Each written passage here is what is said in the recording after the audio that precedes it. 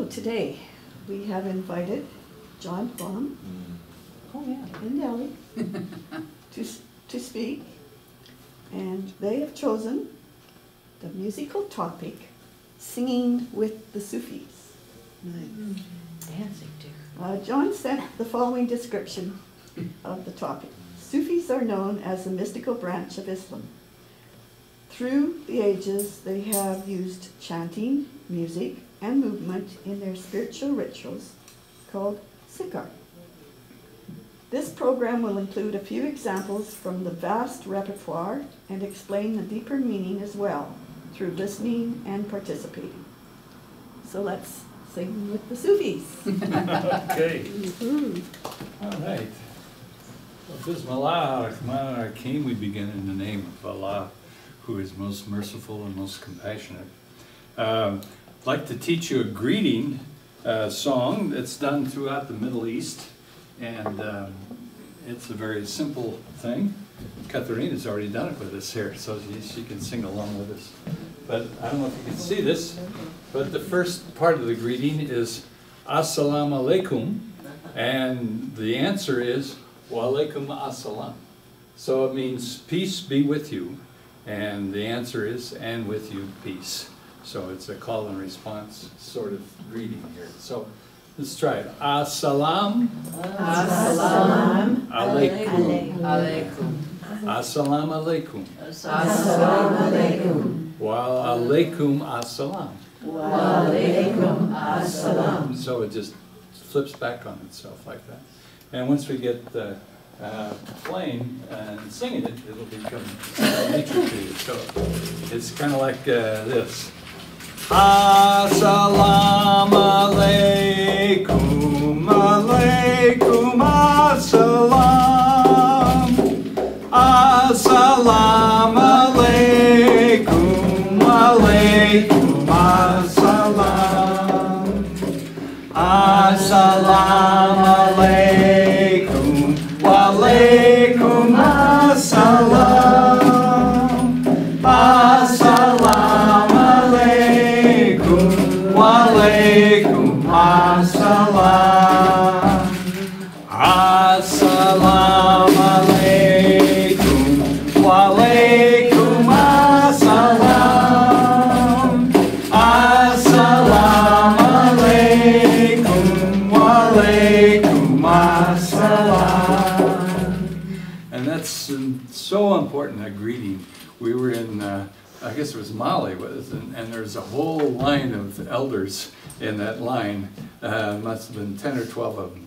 We had to go up and greet each one, Assalamu alaikum, Assalamu alaikum. And it was just, that was the ritual.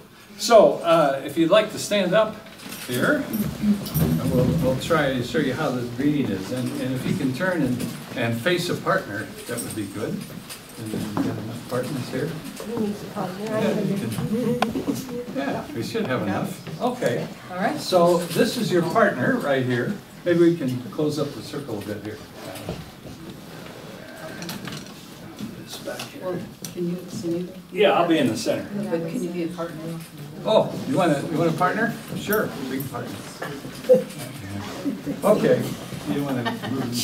Sorry, Okay. can't stand. So if you can look over your partner's right shoulder and see who the next person you're going to greet in the circle is. Are you going to dance? So, yeah, I'll be in the center. Okay? All right. I can be the observer. Yeah, okay. I'm a good observer. That's good. Really, All right. truly. Okay, so what you're going to do is you're going to take hands with the partner that you have. Just the right hand. Just look, see the next The right hand, okay. You got it? Okay. Next partner. And then as you sing, for 4 steps forward, as you go to the right, Assalamu alaikum, and you extend your left hand You're out going that direction. to the next person. Okay. Assalamu alaikum. And the right hand to your next It's partner. like the right and left. Right and left forward. Alaikum assalam. Okay, just step and get into the first thing. Any questions about that? Hurry, let's have a partner check. I think we got two partners. I was on my way. One place. Okay, so let's partner up here. So who's your partner? There's your partner. Which direction are you going? Going around this way. There's a single woman. No, there's, oh, yeah. Who's single? We got mixed up. Yeah, you two. Okay. Oh, Should be. oh, here, okay. Yeah. Got it? Okay. Okay. Can I help? So let's say we have the right hand out and holding on to your partner, and then you're stepping forward with the left hand. You're passing right, passing left shoulder. Right shoulder, left shoulder, Yeah. right shoulder. Yeah. I was never as good at square down. Oh, Yeah. So it's Element, that's great. It's the same thing, only a little slower. Okay. So here we go. You got it? Wait a minute. Let's start. Somebody. Let's start again. Okay. All right. So you two. All right. All right, then. You got it? Just Wonderful. start with the right hand. Okay. Right hand. The direction you're Step going. forward. Stay in Okay. that direction. Right and left, right and left, all the way through. So you get all the way around. Okay. Yeah, right. Assalamu alaikum.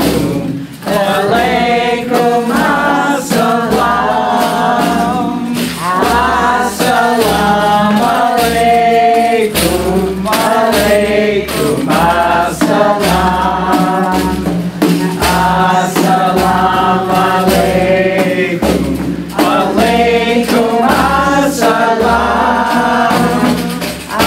Assalamu alaikum. Walaikum assalam. Assalamu alaikum. Walaikum assalam. Assalamu alaikum. Walaikum assalam. Last time, here we go. Assalamu alaikum. Walaikum assalam. Assalamu alaikum. Walaikum assalam. Wonderful.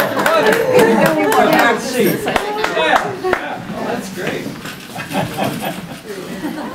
Yeah, that's beautiful.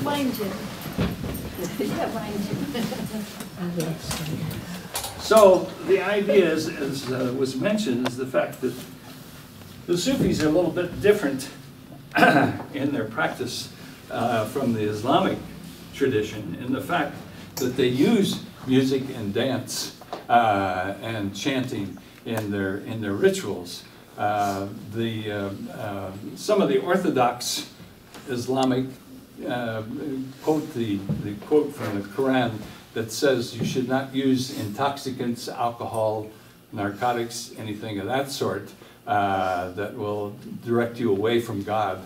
And the fundamentalists have said music is another way that you can get lost in it, lost in the music and not continue on the way to God. And so they prohibit it from any music or dancing of that sort. So it's interesting that it works that. Sounds like the Baptist. Well, No. something like that. Where the Baptists have music. Yeah, they have. But there are some. Oh, yeah. So I'd like to read this description. This is from Hazrat Inayat Khan. Hazrat Inayat Khan was the person who brought Sufi ideas from the east to the west, and he was a very famous musician. We'll talk a little bit about him as well from India. But he kind of tries to describe this idea of what a Sufi is in this paragraph here. He says, the ones who stand outside Sufism are always confused as to the Sufis' attitude towards God. They cannot make out whether the Sufis are worshippers of God or worshippers of themselves, whether Sufis claim themselves to be God or whether they are idolaters or whether they worship the formless God in heaven. The ones who wonder like this have some reason for it, because when they see that in this world that there are believers and unbelievers, that there are some who worship God and some who do not, they cannot understand the attitude of the Sufis. Whether the Sufis are beginners on the spiritual path or whether they have arrived at the goal. If they call themselves beginners, they cannot prove this to themselves because of the Sufis' personalities which radiate God. And if they call themselves who have arrived at the height of spirituality, then they think, well, how can Sufis, who are supposed to be God, be so childlike as to worship God in the same way as everybody else does? When they say that, they do not see any importance in the worship of form. Are they above it? Moreover, there are some attitudes of the Sufis which very much shock the religious people, the Orthodox religious. For the realization of the Sufis cannot always be held back. They may try to do so, but sometimes it will leap out. And then one begins to doubt whether the Sufis are really worshippers of God or whether inwardly they feel differently towards God. The Sufis, therefore, are a riddle to those who cannot understand them fully. To those who stand outside Sufism, for they do not know what the Sufis believe and what they do not believe. So, is that clear now? What a Sufi is? That was lovely. Yes, one of the great Sufi mystics and poet came from the 14th century. His name was Alexander Rumi, and he was kind of responsible for the what we know today as the whirling dervishes. After his lover, Shams of Tabriz, left. What's that beautiful instrument? Oh, this is called an oud, O-U-D.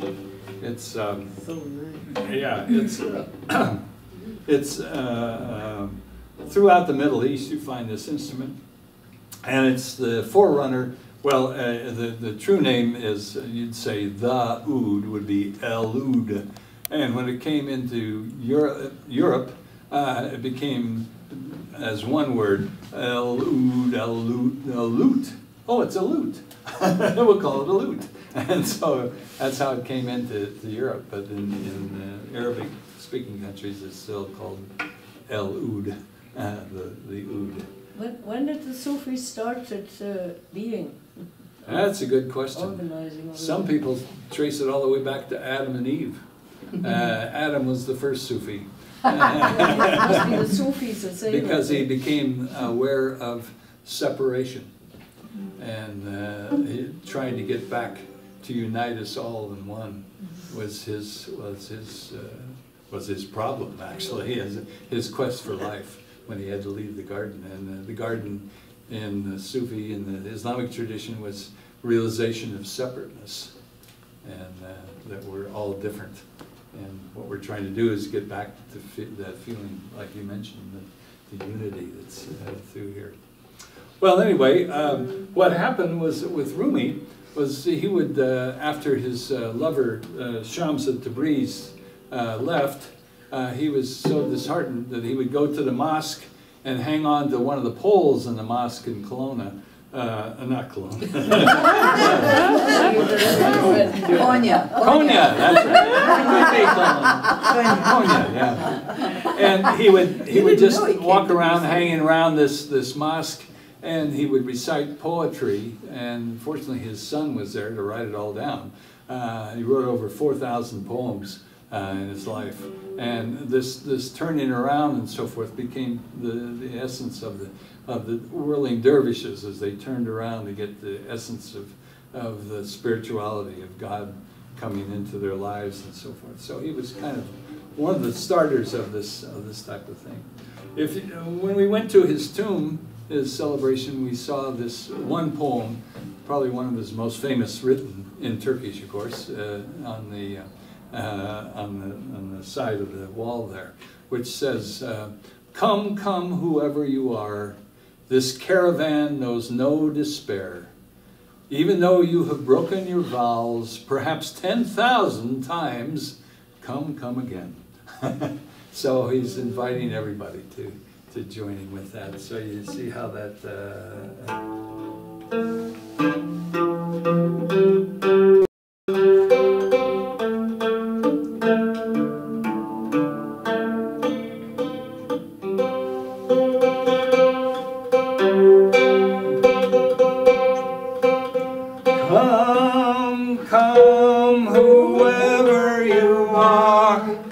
caravan knows no despair. Come, come, whoever you are, this caravan knows no despair. Even though you have broken your vows, perhaps 10,000 times, come, come again. Come, come, whoever you are, this caravan knows no despair. Come, come, whoever you are, this caravan knows no despair. Even though you have broken your vows, perhaps 10,000 times, come, come again. So that's the greeting. We'd like to do another poem of Rumi's, which involves the music and why the music is important. And this is introducing the reed flute, which is common. It's known in many different words. It's known as a nai in Egypt, known as a ney in Turkey, but it's basically essentially the same instrument. It's really quite a very simple instrument and very difficult to play.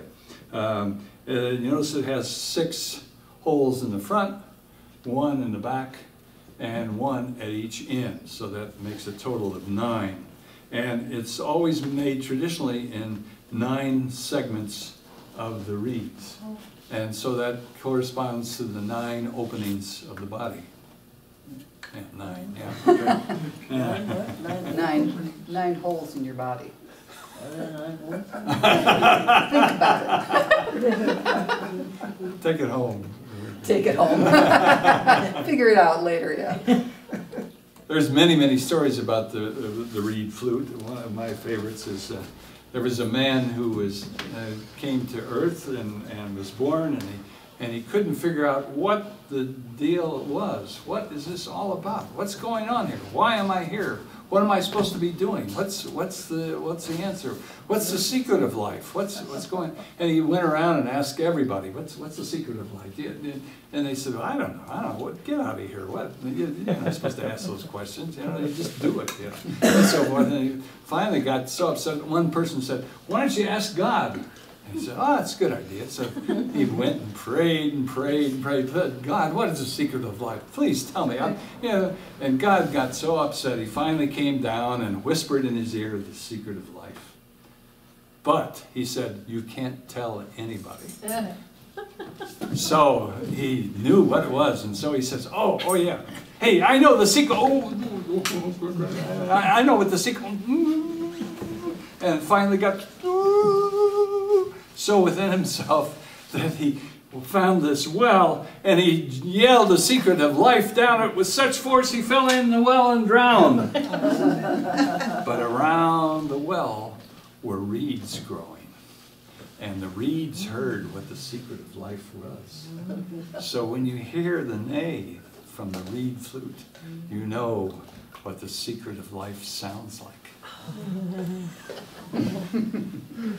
And it's a very breathy sound. It's almost inaudible.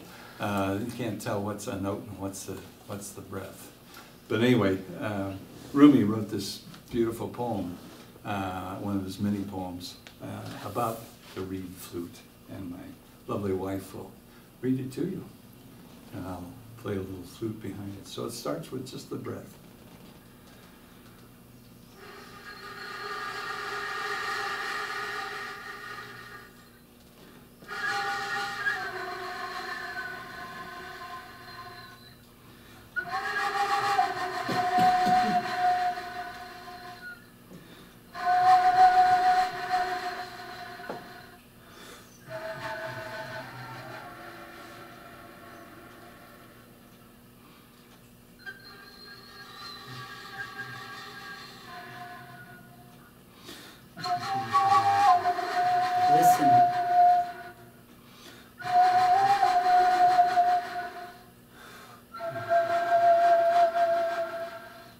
listen to the story told by the reed of being separated.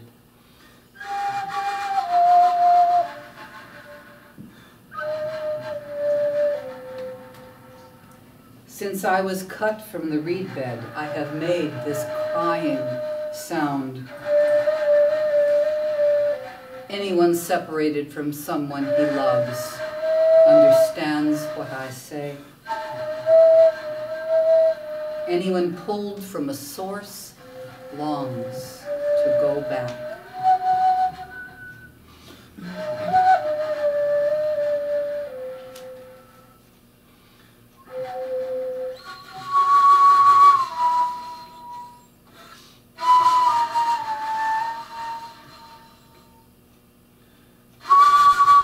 At any gathering, I am there, mingling in the laughing and the grieving, a friend to each.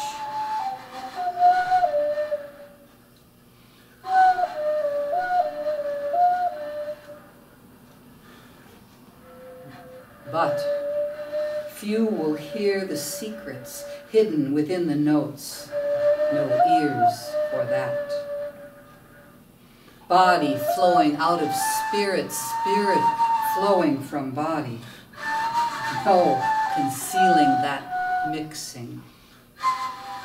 But it's not given us to see the soul.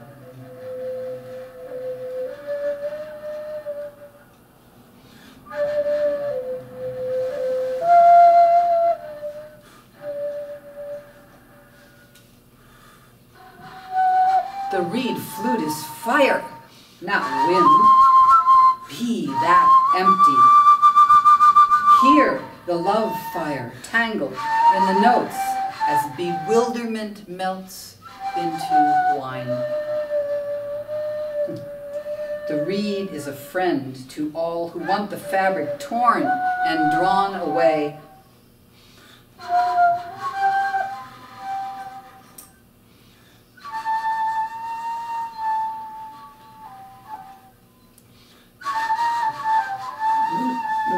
The reed is hurt and salve combining, intimacy and longing for intimacy, one song, a disastrous surrender and a fine love together.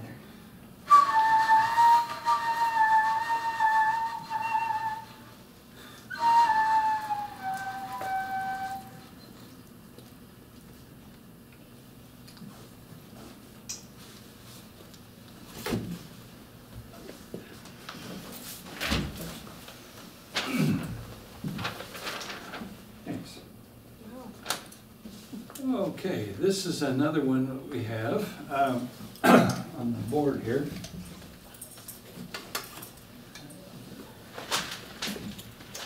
The words here are Ishq Allah, Ma'bud Allah. So, and the second part is translation in English. God is love, lover, and beloved. So all these qualities of Allah are there. Incidentally, Allah is the word in the Middle East, regardless if you're Christian or Sikh or whatever, for God. Allah it's all the same. So let's try this. Ishq Allah. Ishq Allah. Ma'bud Allah. Ma'bud Allah. That's it. God is love, lover, and beloved. So that's the second part. And then we have this saying, which is very strong throughout all of Islam. La ilaha illallah. And so it's La ilaha illallah, which translates there is nothing. La ilaha, only God. Il-Allah. La ilaha illallah. And typical prayer 5 times a day. We'll say this over 25 times a day, this phrase throughout the day. So it's almost a phrase that's chanted all the time. So this song goes like that. Any questions about that? Let's see how we can do it. So the first part is all the same. Here we go.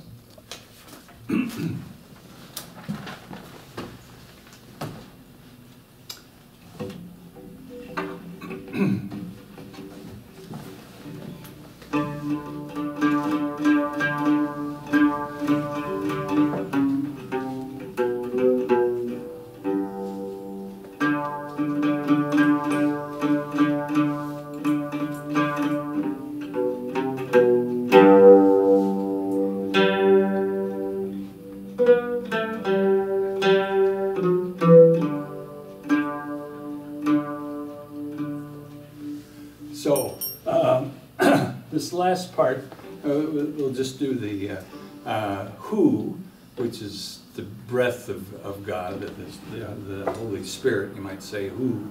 And then it's just who Allah, who Allah. So that's what we're singing there.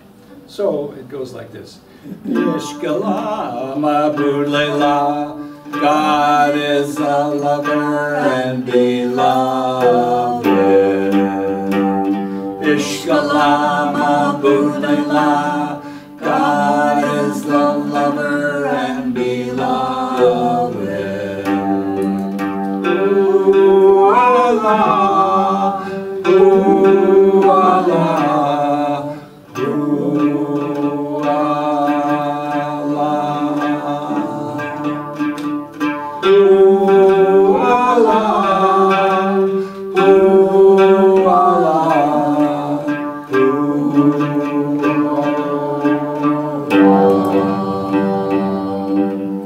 Ishkala ma'bud Allah, God is the lover and beloved.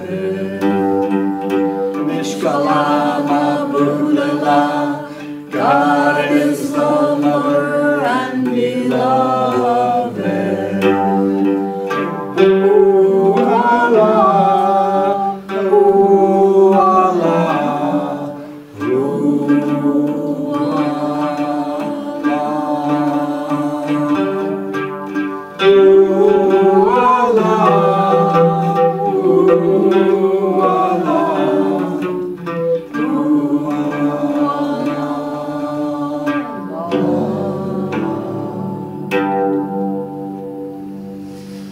so you see how that fits in with that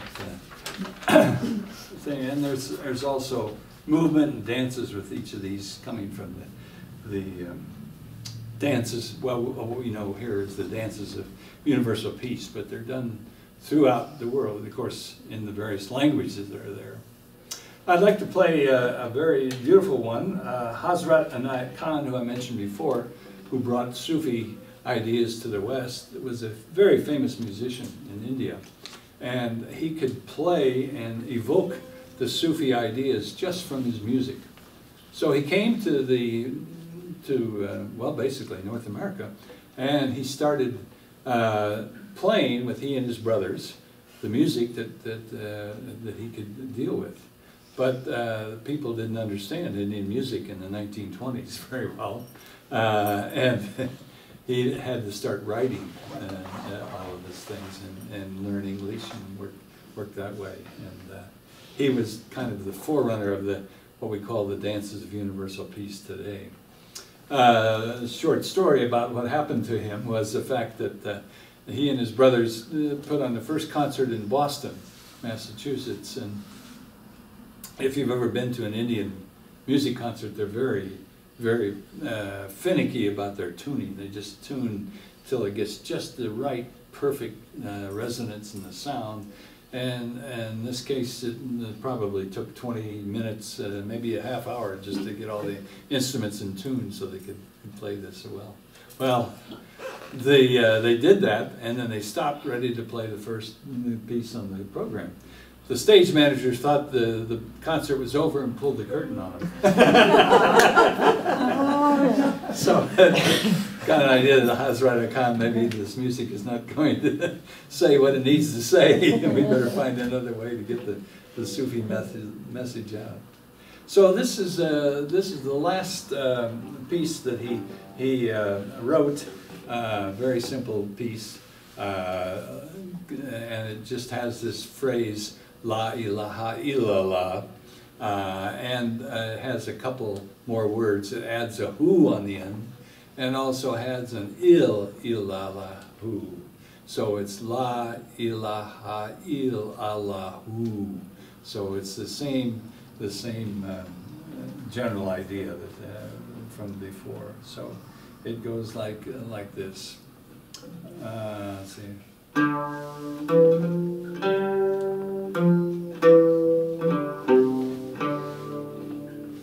La ilaha illallahu.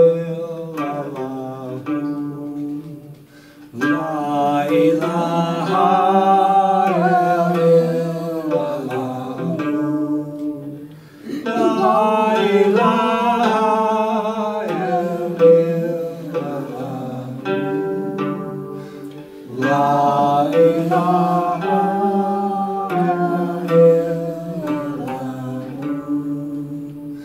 La ilaha illallah. La ilaha illallah.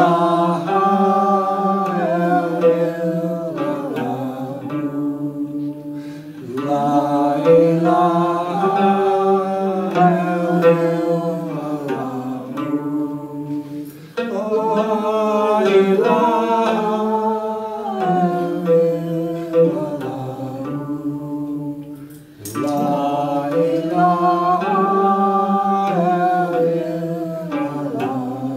you say who for the words.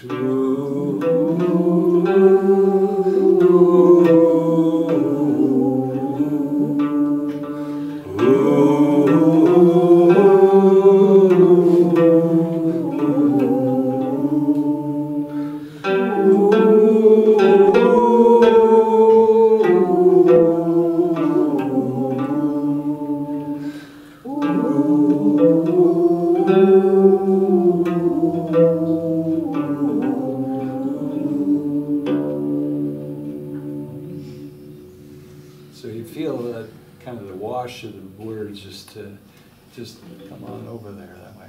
Oh boy. Okay, well, let's see. Probably got time for one more here. Let me turn to the Turkish book of Ilahis, which come from the group that I belong to, the Tekka that I belong to, the Nurashki Jarahi Tekka from Turkey. And you see the book is called Ilahis. That means all the songs in praise of Allah. Let's try this one. I think it'd be a good one to end on.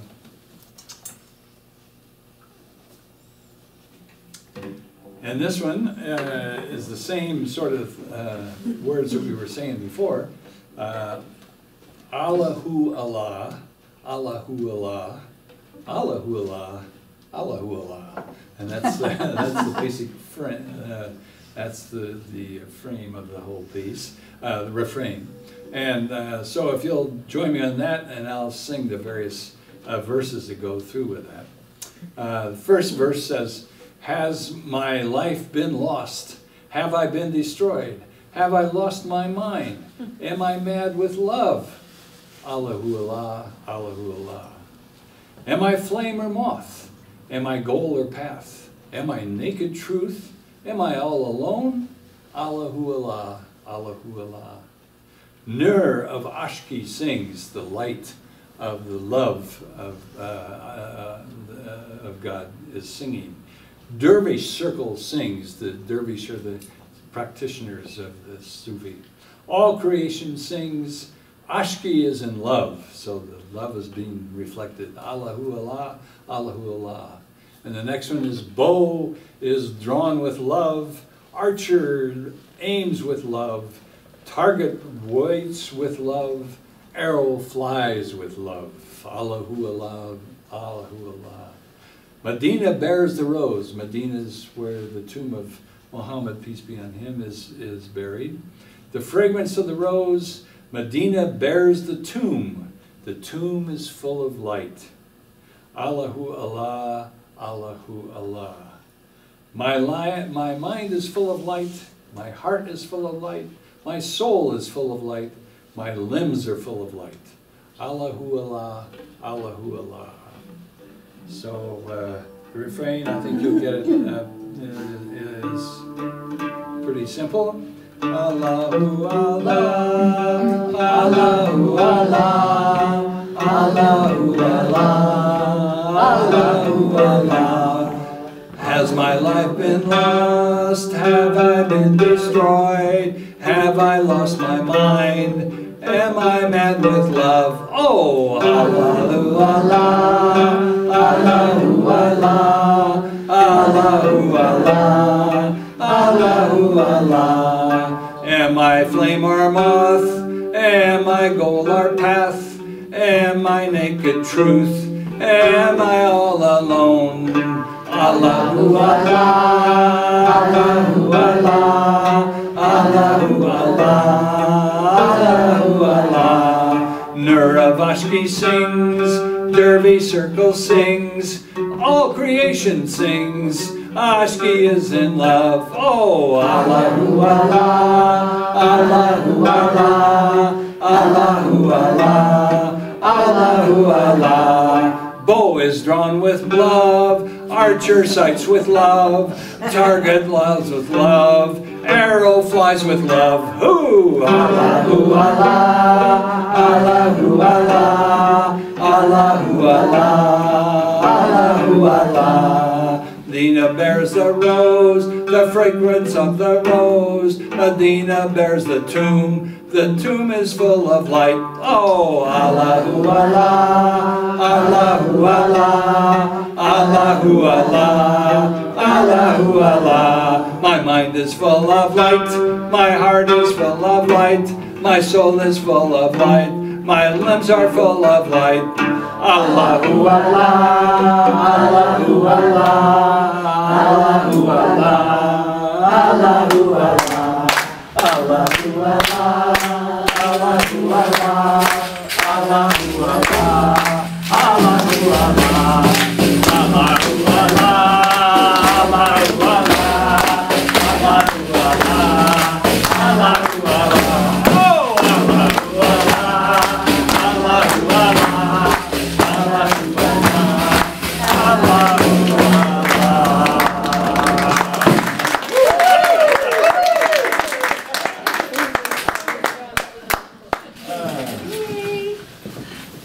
That was wonderful. Wasn't it? Thank you.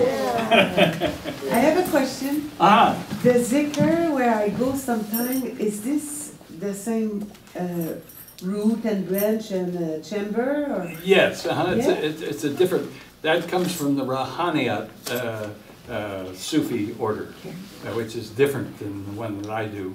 But there's thousands of different zikrs, all in remembrance of God. That's the basic thing, however you do it. But it's the same idea, so that you get into a space where you can remember God, and whatever it takes. So where did the name Sufi derive from?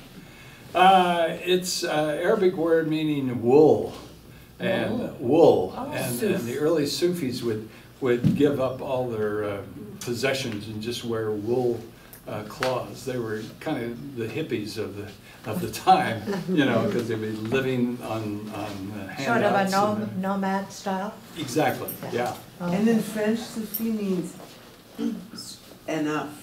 Enough. Yes. Oh, that's good. Sufi. It's enough, ça suffit. Sufi. But the word suf meant wool, and now Yeah. Sufi is a wearer of wool. They wore wool. Oh, that's it. Sufi, enough. Yeah. Sufi. Yeah, that's true. Enough of what? Just Everything. French means Get enough. rid of everything It's just and the just word go word with means. God. That's all you need. Other questions? I have a comment. I went to that zikr and I was floating for 3 days. It was so Was amazing, and that I knew lovely? nothing. Yeah, it was amazing. You were what for 3 days? I went to that zikr. Right, yeah. Floating. Yeah. Oh, floating. Oh, I see. They have that every new moon. They have Yeah, the they zikr. do. Yeah, up in Om Yoga, up on Heddle Road. Zikr. Is that related to Zikr. I've heard of ziggurat. Like, have you heard of that? Not really, no. No. It's an old Spell it. ziggurat. Oh, a ziggurat.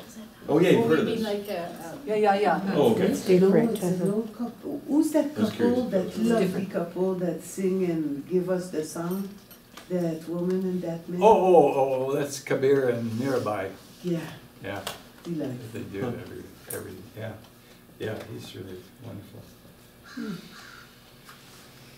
Karen, Is would you this a like to? practice, John, that is restricted to men only? In No, the tradition, no. do Not at women all. join? No, this is very interesting. When we were in Turkey and we got involved with the contemporary lovers of Mevlana Rumi, and they had women who were, traditionally it was men only that would do the turning, but they allowed the women to turn in this group that we were with. And it was very funny because the women originally wanted to have pastel gowns that they could turn in, you know, all kinds of greens and purples and Which they yellows did and that for a sort of while. stuff. Yeah, they did. And then they said, no, that singles us out from the men. We want to have the same cloth as the men do. And so they're that way. And then in my group, Mustafa Azua came from Turkey to the United States, and he was so impressed with the women and the strong women. It was principally only a men's thing over in Turkey, still is. But in the United States, he said, no, we want to have the women's influence here. So he named a woman to be a head of each of the various Sufi groups. So that and then head of our total group is Faria, who's a lovely spiritual lady. So it shows you how that's coming across, changing, basically due to the United States and North America given that emphasis. So there's hope. And did it originate from a Turkish tribal way of presenting themselves in life? Do you think maybe, is it more of a Turkish base? Is it? No, it's all throughout No, but the I mean Middle East. originally, did it come out of a Turkish, you were using a lot of. Well, yeah, the Turks are a very strong tradition because they were, well, I don't want to go into the whole history, but they were involved with the Ottomans, and they had very important positions and that sort of stuff. And then when Ataturk came into power, he put a lock on all the Sufi doors, and they couldn't practice at all.